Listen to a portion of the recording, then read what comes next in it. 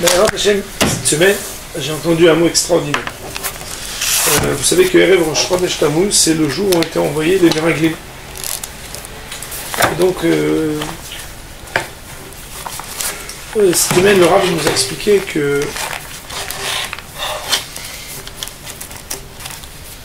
la Kabbalat Eretz Israël, elle est la continuité de Kabbalat Torah. Elle est même l'aboutissement de Kabbalat Torah. C'est-à-dire qu'on a reçu la Torah, et recevoir Eretz Israël, c'est parfaire la Kabbalat Torah. Pourquoi? Tout simplement parce que accomplir les mitzvot, ça n'a rien à voir de les accomplir en Chutz La'aretz ou en Eretz Israël. Les mots du Ramban, Nachmanide, sont très forts. Il dit que le rov des mitzvot dépendent d'Eretz Israël. Ce qui a priori au niveau du nombre des mitzvot qui sont Claude Baretz, qui dépendent dans leur application d'Eretz Israël, pourrait apparaître comme quelque chose d'erroné de dire que le rov des mitzvot dépend de leur application d'Eretz Israël.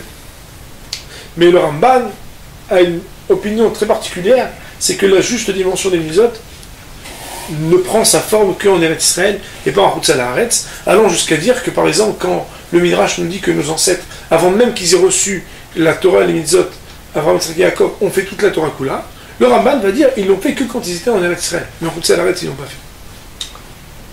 Le Rav nous a dit que quand on reçoit la Torah, on reçoit Torah et mitzvot. Torah c'est l'étude, et la partie mitzvot de la Torah, c'est l'application. Concernant la partie mitzvot de ce qu'on a reçu dans la Torah, on s'engage à dire Naaseh v'nishma. Ça veut dire quoi Naaseh v'nishma? Ça veut dire que, qu'on comprenne ou non, le fait de comprendre n'est pas la condition à l'application. On applique que l'on comprenne ou non, et l'on étudie jusqu'à comprendre. Mais en aucun cas, on dit que le fait d'appliquer dépend d'avoir la compréhension de la Torah. Il dit le Rav, quand les Meraglim sont entrés dans Eretz Israël, ils ont étudié Eretz Israël comme s'ils commençaient par le Nishma et pas par le Naaseh. Ils ont été voir qu'est-ce qu'il y avait de bon dans Eretz Israël. Comme s'ils étudiaient une Sugia et qu'ils disaient tant qu'on ne comprend pas, on ne lâche pas.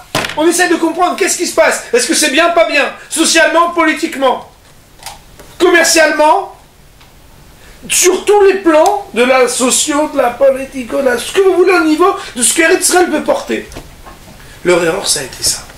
Quand on rentre en Eretz Israël, pour avoir la Kabbalat Eretz Israël, on doit accepter Eretz Israël sans condition, comme on accepte l'application des mitzvot sans condition. Ça veut dire une dimension de Naaseh v'nishma dans la Kabbalat d'Eretz Israël, puisque c'est l'aboutissement et l'accomplissement de la partie mitzvah qu'il y a dans Kabbalat Torah. Aussi, même si dans l'étude de la Torah, quand on étudie la Torah, on doit étudier jusqu'au bout, on doit se tiguer jusqu'à comprendre, avec un hamal, avec un effort, ou tant qu'on ne comprend pas, on s'efforce et on s'efforce, on s'efforce.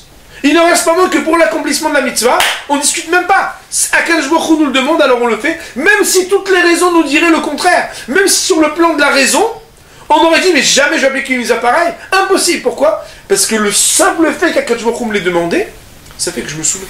De la même manière, Eretz Israël, les seuls qui, pour corriger la faute des Meraglim, peuvent avoir leur place en Eretz Israël, c'est-à-dire d'être Mekabel Eretz Israël, accepter Eretz Israël, c'est l'accepter, même si, en y réfléchissant, on pourrait se dire qu'on n'a que des bonnes raisons de ne pas y être.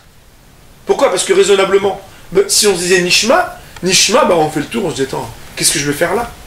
Étant donné que ça fait partie de la continuité de Kabbalat Torah, de la même manière que pour accomplir les mitzvot, on dit Naaseh v'nishma, de la même manière, Eretz Israël doit demander d'être accepté de manière inconditionnelle. J'y suis parce que je dois y être. Et c'est seulement celui qui fait ça qui arrive à avoir sa place en Eretz Israël. Là où les Meraglim ont quelque part manqué parce qu'ils représentaient le peuple qui n'était pas encore prêt à cela, c'est que le peuple juif voulait regarder la terre d'Israël comme un sujet à étudier. On va faire un voyage d'études. On ne va pas faire un voyage de maintien, on va faire un voyage d'études. On va voir si c'est bien pour nous. Regardez si c'est bien pour nous, c'est pas Eretz Israël. Ça c'est une autre terre. Eretz Israël, c'est se dire que certainement on aura toutes les bonnes raisons de ne pas y être.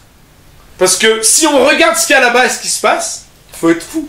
Non, il faut être fou. Il faut être un juif qui, de la même manière qu'il reçoit la Torah comme un fou, d'être capable de dire parce que Dieu me le demande, je le fais. De la même manière, Eretz Israël, c'est une dimension de mitzvah qui, dans Kabbalat Torah, réclamait de manière inconditionnelle d'accepter, de la même manière Israël en accepte de manière inconditionnelle, et c'est uniquement comme ça qu'après, quand on accepte de manière inconditionnelle, Akadosh Baruch Hu, il nous permet d'avoir le Naaseh V'Nishma, de comprendre une autre manière beaucoup plus profonde, d'apprécier ce que tout le monde pourrait nous dire, mais vous êtes fou d'être là-bas. Mais on dit, mais tu sais pas de quoi tu parles, pourquoi? Parce que toi, à la base, tu regardes le Nishma, alors tu es dans la faute des explorateurs. Mais celui qui y est, qui dit j'y suis et j'y reste, parce qu'Akadosh Baruch Hu, il m'a dit que c'est là-bas que ça se passe, même si je ne le comprends pas, lui, il arrive à goûter à quelque chose de beaucoup plus profond. Baruch Adonai Le'olam. Amen.